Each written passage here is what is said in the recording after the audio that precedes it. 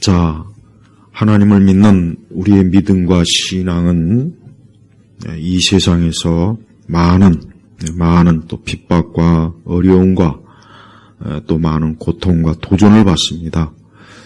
오늘 우리가 읽은 이 말씀은 이제 처음 초기에 이제 기독교 신앙이 이제 그 유대와 그 팔레스타인 그 지역에 전해졌을 때 그 많은 성도들이, 그 당시의 성도들이 실제적으로 받은 그 신앙의 핍박을 이제 기록한 것입니다. 그런데 지금도 여전히 오늘 이 말씀 그대로 정말 문자적으로 그대로 이와 같은 핍박과 고통과 환난을 당하는 그리스도인이 아직도 곳곳에 많이 있어요. 우리가 그걸 분명히 알아야 됩니다. 지금 우리나라처럼 이렇게 자유롭고 또 신앙에 아직 핍박이나 이런 것들이 그렇게 크게 와 닿지는 않죠. 그런 건 사실 그렇게 없죠.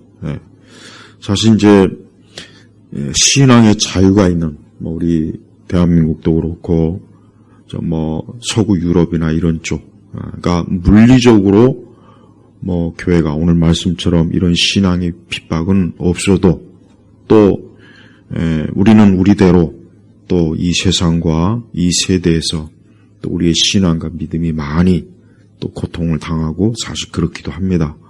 또 세속적이고 또 이 세상에 얼마나 또 육적으로 많이 끌립니까?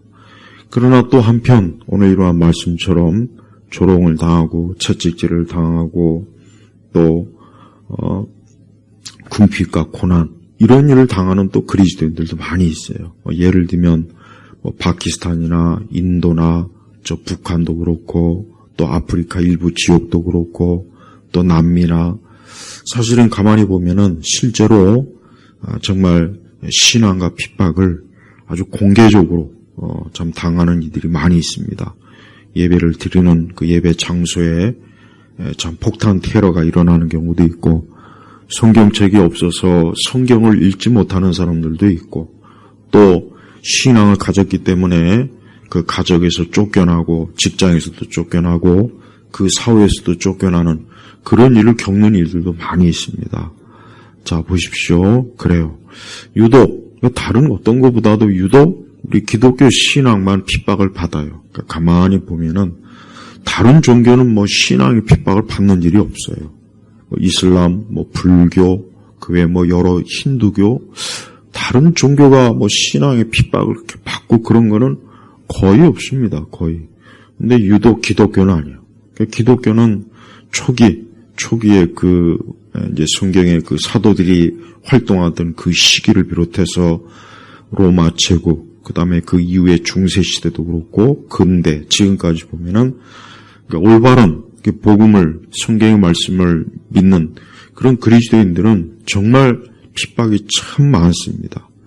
지난주일에 우리가 이제 종교개혁주일이었지만은, 사실 종교개혁주일은 그 올바른, 바른 복음의 신앙을 믿는 그 일인데, 사실 참 개신교도들이 로마 가톨릭에 의해서 엄청나게 핍박을 많이 받았습니다.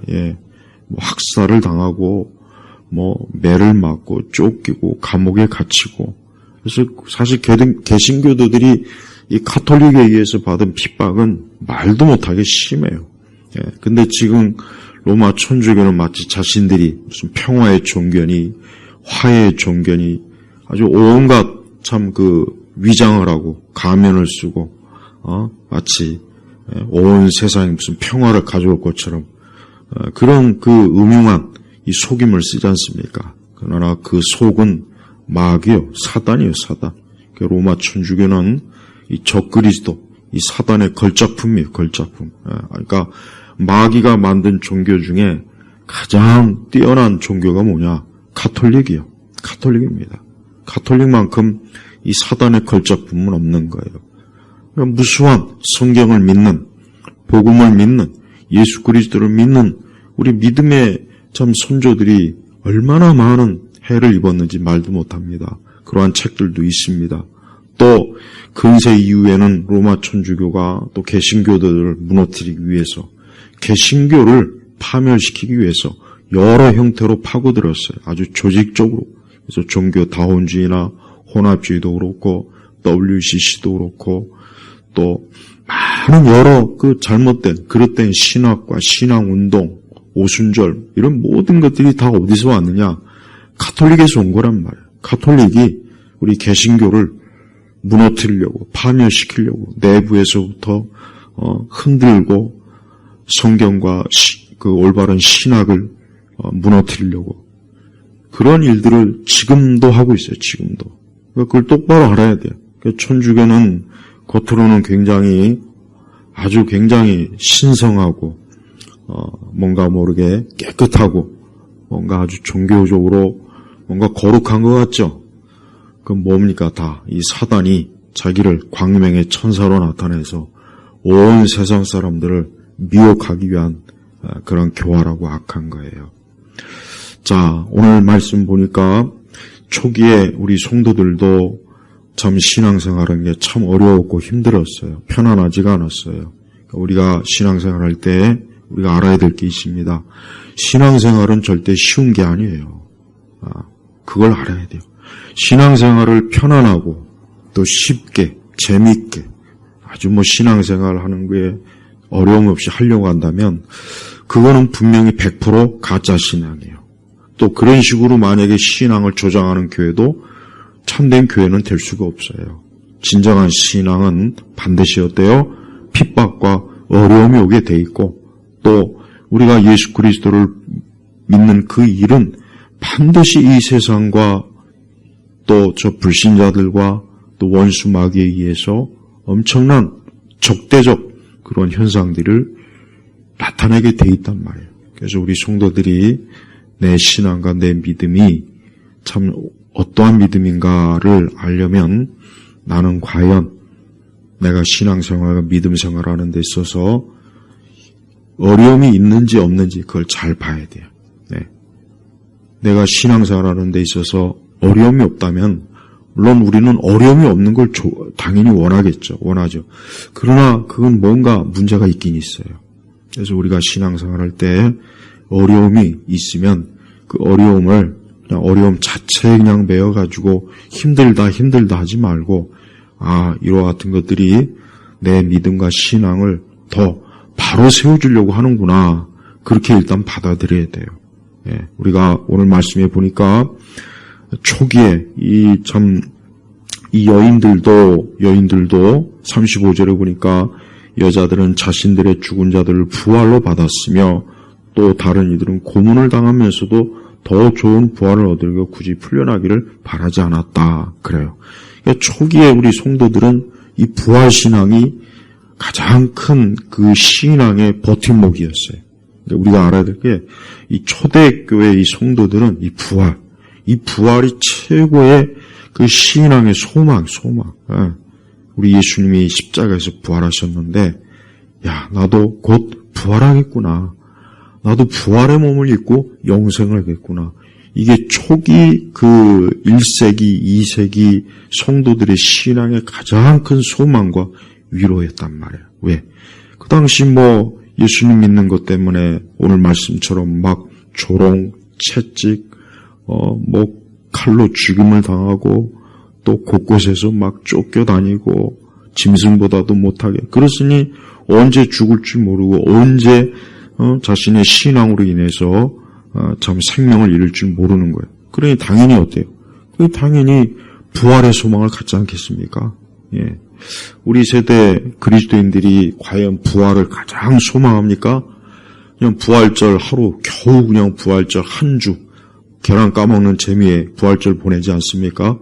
그러니까 우리 세대는 이 절기도 보면은 참 이제 곧 있으면 이제 12월 달 또 성탄절이 있죠. 예, 성탄절이 있긴 있는데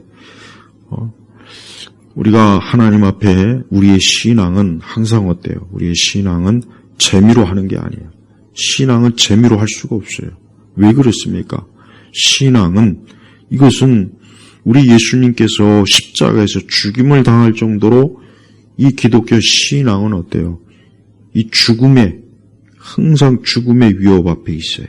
그리고 세상은 언제나 우리의 신앙을 늘 무너뜨리려고 하는 게 이 신앙이란 말이에요. 신앙의 자유가 있다고는 하지만 겉만 신앙의 자유가 있지 예수 그리스도를 믿는 그 일에 얼마나 이 세속주의 문화가 강한, 지금 우리가 살고 있는 우리나라처럼 아니면 저 미국이나 저 유럽처럼 또 이런 지역들은 이런 물리적인 신앙의 핍박은 없어도 또 정신적으로, 제도적으로, 법적으로, 사회적으로 우리 그리스도인들이 신앙생활하기 아주 어렵게 만드는 거, 어렵게.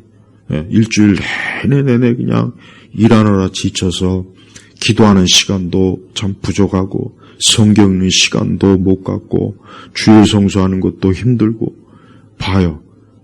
그것도 사실 어떻게 보면 신앙의 핍박이에요. 그러니까 우리 성도들이 언제나 나 역시 예수 그리스도를 믿는 일에 그렇게 쉽고 편안하게 할 수가 없다는 것을 우선 알아야 돼요. 또한 그런 가운데서도 우리는 항상 믿음을 지켜야 돼요. 자, 오늘 말씀 보십시오. 이렇게 참 37절에 보니까, 36절에 보니까 또 어떤 이들은 조롱과 채찍질을 당하였고 심지어는 결박과 투호까지 당하였다. 그들은 돌로 맞았고 톱으로 쳐지고 검으로 죽임을 당하였다. 그들은 양과 염소의 가죽을 입고 떠돌아다니면서 궁핍과 고난을 당하고 학대를 받았다. 자, 보세요. 이렇게 예수님 믿는 게 무슨 엄청난 무슨 그렇게 참 이 세상에 또 국가와 사회에 어떤 개인에 큰 해를 주는 것도 아닌데, 그리스도를 믿는다고 해서 이런 험한, 이런 끔찍한 참 고통과 고문과 어려움을 당한다는 거, 이게 얼마나 참 안타깝습니까? 근데도 이와 같은 일을 당하고도 믿음을 포기하거나 신앙을 포기하거나 하나님 믿는 일을 접거나 그러질 않고 도망치지 않고 끝까지 마치 예수님께서 십자가의 고난을 끝까지 당하시고 결국은 승리하신 것처럼 우리 앞선 많은 믿음의 선질들, 믿음의 우리의 참 조상들은 그 신앙을 끝까지 지킨 거예요. 예, 그렇습니다. 우리 성도들도 신앙을 끝까지 지켜야 돼요. 끝까지. 이게 중요한 거예요. 이건 우리가 하나님 나라에 들어갈 때까지 내 신앙과 믿음을 나는 끝까지 지키리라 하는 그런 마음의 결심이 있어야 돼. 물론 우리의 신앙을 하나님이 사실 지켜주는 것이긴 하지만, 그러나 우리 편에서는 어때요?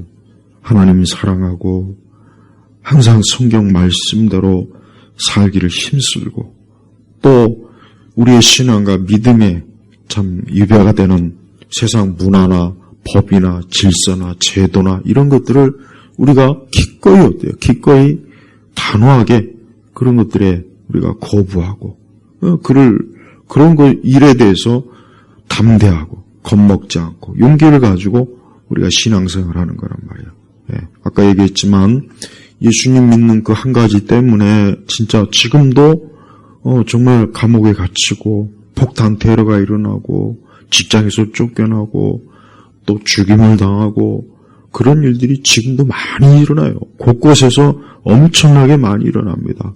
이 세상 뉴스에 그런 거 잘 나오지도 않아요. 세상 뉴스는 그런 거 관심 없어요. 그러나 실제로 그러한 일들이 많이 있다는 것.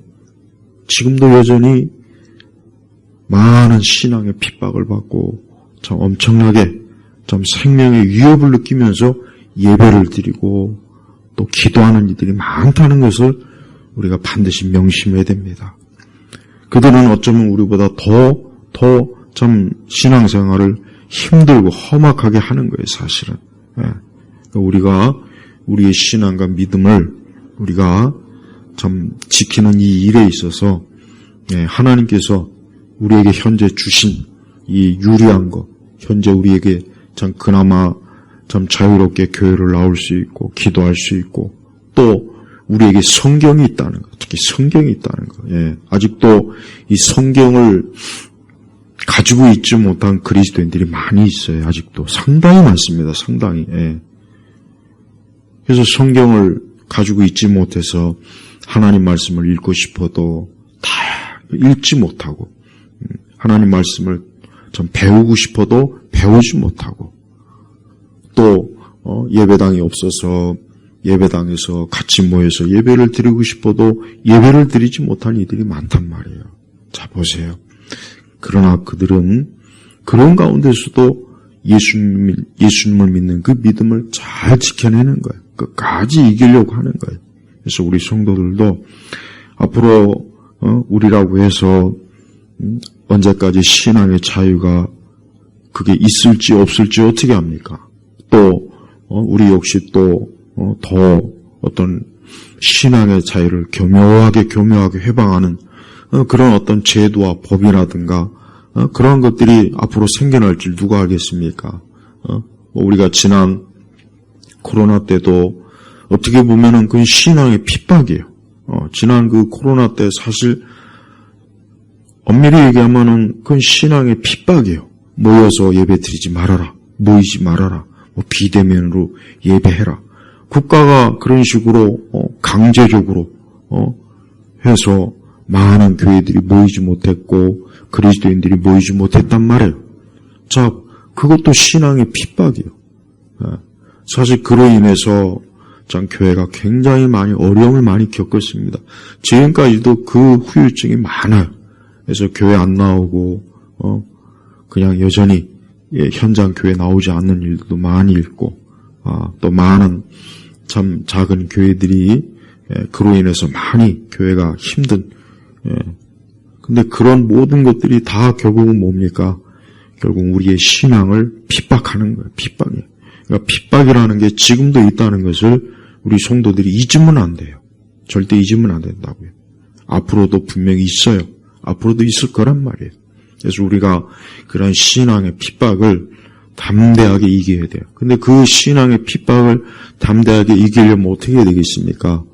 우리가 지금 조금이라도 신앙의 자유가 있을 때 기도와 또 항상 말씀으로 믿음으로 하나님 믿는 신앙을 더 온전하게 해야 돼요. 그저 편안하게 그냥 재미로 그냥 가볍게 그렇게 신앙생활 하다가는 조금만 신앙에 어떤 어려움이 오면은 그만 무너집니다. 금세 무너진단 말이에요. 그래서 신앙은 확실히 어때요? 신앙은 계속해서 단련이 되면 될수록 믿음이 강해지는 건 맞는 거예요. 그래서 성도들이 평소에도 신앙생활을 절대 편안함 속에 하려고 하지 말고 신앙생활은 어렵고 고생이 되고 힘들어도 기꺼이 그걸 감수하고 감내하고자 하는 그 마음이 있어야 돼요. 그런 마음이 없다면 늘 그냥 신앙생활도 편안하게 하고자 하는 마음, 항상 그냥 믿음생활도 그냥 무리 없이 큰 어려움이 없이 하고자 하는 그런 마음만 자꾸 생기면은 점점 갈수록 믿음은 떨어져요. 그리고 하나님을 위한 그 신앙과 믿음의 삶은 점점 어때요? 쇠퇴하게 된단 말이에요. 38절에 보니까 성경에 이런 말씀이 있습니다. 이런 사람들은 즉 이런 끔찍한 고통과 많은 핍박과 어려움을 당하는 성도들을 얘기하는 거죠. 이런 사람들은 세상이 감당하지 못하였다. 그들은 광야와 산과 동굴과 땅굴을 헤매고 다녔다. 그런데 이들 모두는 믿음으로 증거를 받았으나 약속된 것은 받지 못하였다. 자, 믿음으로 증거를 받았으나 즉 이들은 예수 그리스도에 대한 그 복음, 그 말씀, 그분에 대한 그 말씀을 통해서 진리를 통해서 그리스도의 살아계심과 자신들의 구원을 확신을 가지고 있는 거예요. 그렇지만 약속된 것은 아직 받지 못했죠. 우리도 마찬가지예요. 우리도 믿음을 가지고 지금 신앙생활을 하지만 아직 우리에게 약속된 것은 없어요. 왜? 아직 우리가 천국을 우리가 직접 얻은 건 아니지 않습니까? 아직 우리가 지금 영생을 직접적으로 얻은 건 아니에요. 그러니까 우리나 여기 말씀에 있는 이들이나 똑같아요. 그래서 성도는 두 종류예요. 40절 보니까 하나님께서는 우리를 위하여 더 좋은 것을 예비하셔서 우리가 없이는 그들이 온전하게 되지 못하도록 하셨다. 자, 히브리서 이제 12장 1절에 보면 이제 들어가면 나오겠지만은 이 땅에 있는 성도들이 있고 지금 하나님 나라에 있는 성도들이 있어요. 자, 지난주에 오전에 낙원에 들어간 강도의 그 말씀을 여러분 들었죠? 예.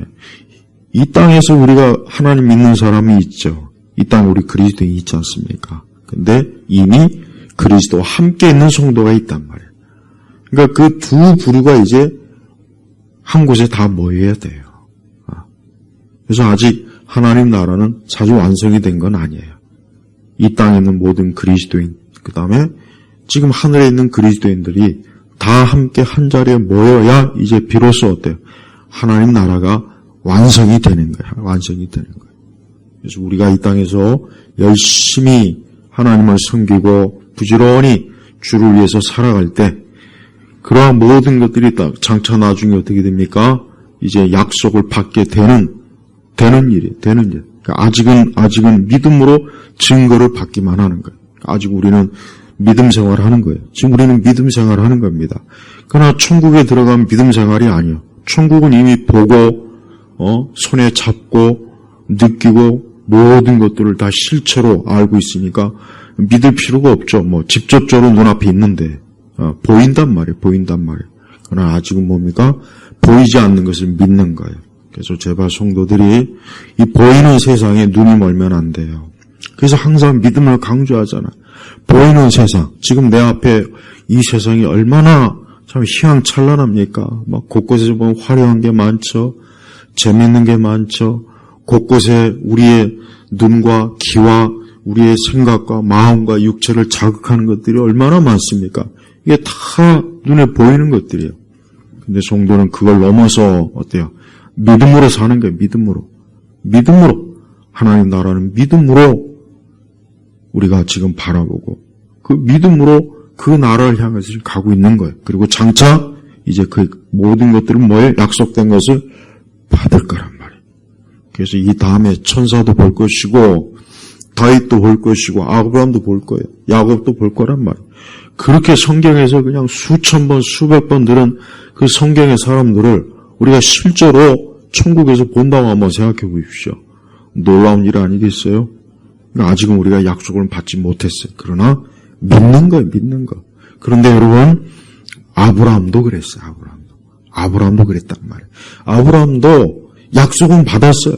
하늘에 무수한 별과 같이 내 후손들이 많을 것이다. 그러나 아브라함이 실제로 그걸 봤습니까? 못 봤죠. 약속. 그래서 아브라함은 계속 믿음으로 장차 하나님께서 나를 통해서 무수한 씨가 나올 거다. 그 가운데 누가 옵니까? 하나님의 아들 예수님이 오시는 거예요. 하지만 아브라함은 그걸 실제로 보지는 못했습니다. 그러나 계속 믿음으로 증거는 받았단 말이에요. 똑같아요. 그러니까 우리는 아브라함이나 똑같은 거예요. 그래서 우리 성도들이 이 땅에 살아가는 동안 믿음 생활이 가장 중요하다는 걸 꼭 명심해야 돼요. 믿음 생활이 최고로 중요한 거예요. 저는 이걸 우리 성도들이 꼭 깨달았으면 좋겠어요. 이걸 반드시 이 말씀을 믿기를 원해요. 믿음 생활이 제일 중요한 거다. 내 일생, 내가 하루의 삶을 살던, 내가 70년을 살던 80년을 살던 가장 중요한 것은 신앙생활이다. 이걸 꼭 여러분이 꼭 깨달아야 돼요. 이걸 정말 중요하다고 인식을 해야 돼요. 왜? 그게 진짜이기 때문에. 신앙생활은 가장 중요한 거예요. 최고로 중요한 거예요. 그러니까 이렇게 엄청난 일을 당해도 왜 믿음을 끝까지 지킵니까?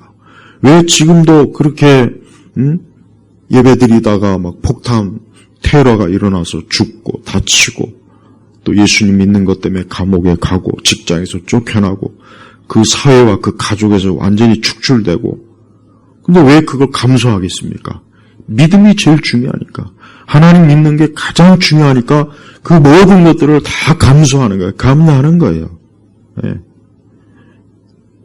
그 사람들은 참된 성도 그런 사람들을 참된 성도라고 하는 거예요. 우리 역시 마찬가지. 우리 역시 하나님 믿는 믿음이 제일 중요한 거예요. 특히 이렇게 우리나라 같이 우리 같이 이렇게 세속적이고 얼마나 세속적입니까?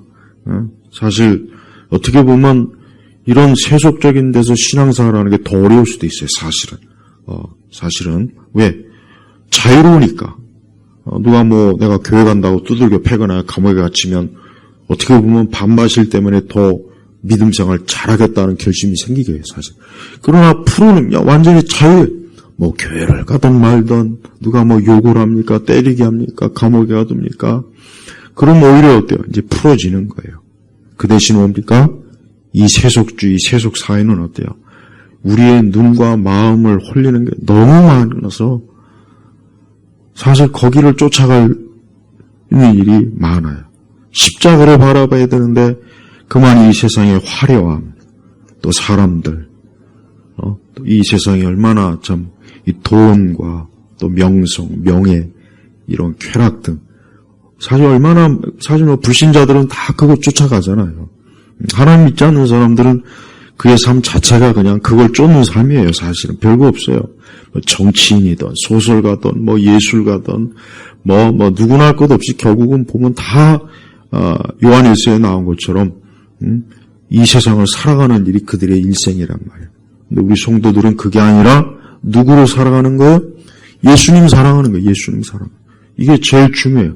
바로 그겁니다. 그러니까 우리 성도들이 예수님 살아가는 걸 제일 중요하게 여겨야 돼요.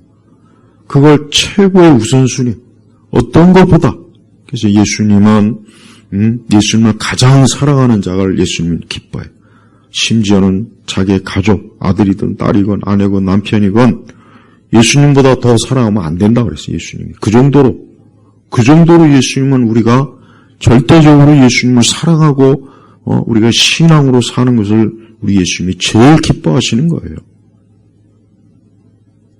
근데 그러한 일에 어떠한 핍박이 오던 또 여러 어떤 우리의 상황이 자꾸 막 신앙과 믿음에서 자꾸 떨어지게 하는 그런 것들을 기꺼이 단호하게 거부하고 또 그런 것들을 끊고 뒤로 하고 이게 다 뭡니까? 이게 믿음 생활이에요. 믿음 생활. 그러니까 믿음 생활이라는 건 그냥 교회에서 모여서 예배 한번 드리고 성경 공부 한번 하고 그냥 시간 좀 때우다가 그게 믿음 생활이 아닙니다. 그건 믿음의 하나의 형식일 뿐이에요. 하나의 형식이지 믿음 생활은 뭐예요? 내가 숨쉬는 그 삶 전체가 다 뭡니까? 그게 믿음 생활이란 말이에요. 믿음 생활. 그 가운데 그냥 무수하게 내적 갈등이 있죠. 여러 시험이 오죠. 또 여러 막 이런저런 일들이 생기면 그걸 믿음으로 풀어나가지 못하고 또 인간적으로 풀어나가려고 하는 것도 많죠. 다 봐요. 그게 믿음 생활하고 다 연관이 있는 거예요. 히브리서 11장에는 우리가 보통 성경에서 말하는 그 믿음의 사람들이 이렇게 나와 있어요. 근데 보면은 다 어때요?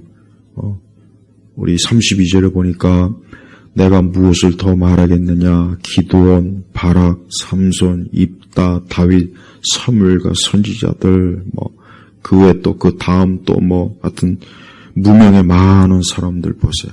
다 어때요? 그리스도를 믿는 믿음을 가지고 그들의 삶을, 그들의 인생을 살아나간 거예요. 그러니까 우리도 똑같아. 우리 성도들도 각자 처한 상황이 다 달라도 한 가지 동일한 건 뭡니까? 예수님 믿는 믿음은 동일한 거예요. 그래서 항상 예수님 믿는 일이 가장 중요하다. 신앙이 최고로 중요하다는 걸 꼭 알아야 돼요. 이것보다 더 중요한 건 없어요. 없습니다. 아예 없습니다. 전혀 없어요. 그러니까 제발 신앙생활을 앞으로도 참 우리 하나님께서 우리의 신앙과 믿음을 다 보고 계시는데 앞으로도 신앙생활을 잘 해야 됩니다. 핍박이 오든 고난이 오든 아니면 다른 형태로 그러니까 다른 형태로 교묘하게 내가 신앙생활하는 거 방해하는 것들이 있어요. 그 있어. 여러 가지가 있어요. 아주 교묘해요. 하여튼 꼭 기도 좀 하려면은 예배 좀 나오려면은 교회 열심히 좀 다니려면 좀 더 내가 성경을 읽고 좀 더 내가 주님을 가까이 하려면은 꼭 뭔가 생기는 거예요. 교묘하게 방해하는 거예요. 교묘하게 그냥 나를 두들겨 패거나 그런 건 아닌데 우리에게는 그런 건 별로 없잖아요. 근데 또 아까 얘기했죠. 그런 게 있는 사람들도 많다고요. 그러니까 그들은 그런 그 신앙의 그 연단을 이겨내는 거고, 우린 또 우리에게 있는 또 다른 게 있어요. 그걸 잘 이겨내야 돼. 언제나 예배가 우선이고, 기도가 우선이고, 언제나 하나님이 우선이고, 언제나 내 영적인 것들이 우선이에요. 육적인 것보다 영적인 걸 더 우선으로 여기면 안 돼요. 근데 사실은 많은 그리스도인들이 거기에 다 무너져요. 가만히 보면. 영적인 것보다 육적인 게 더 우선이야, 다 보면. 시간도 그렇고, 활동도 그렇고, 뭐 이런 거 보면은 육적인 게 더 우선일 때가 많이 있어요.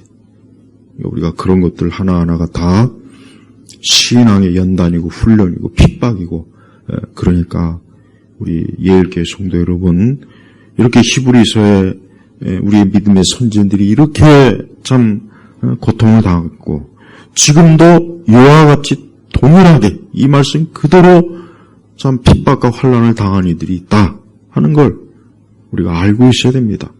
그러니까 우리 자신의 절대 신앙과 믿음 생활을 느슨하게 안일하게 이 신앙의 절대성을 잃어버리고 그냥 신앙을 그냥 삶의 그저 하나의 요소로 그렇게 여기지 말고 가장 중요한 것, 최고로 중요한 것이다라는 거. 내가 죽고 사는 것보다 더 중요하고 심지어는 내가 먹고 사는 것보다 사실 더 중요한 거예요. 그 정도로 알아야 돼. 그 정도로 신앙을 중요하게 여겨야지. 그보다 못하게 여긴다면 기독교가 무슨 대단합니까? 그거보다 못하다면 기독교가 뭐 그렇게 대단하고 예수님이 뭘 그렇게 대단한 분이 되겠습니까? 별거 아니죠.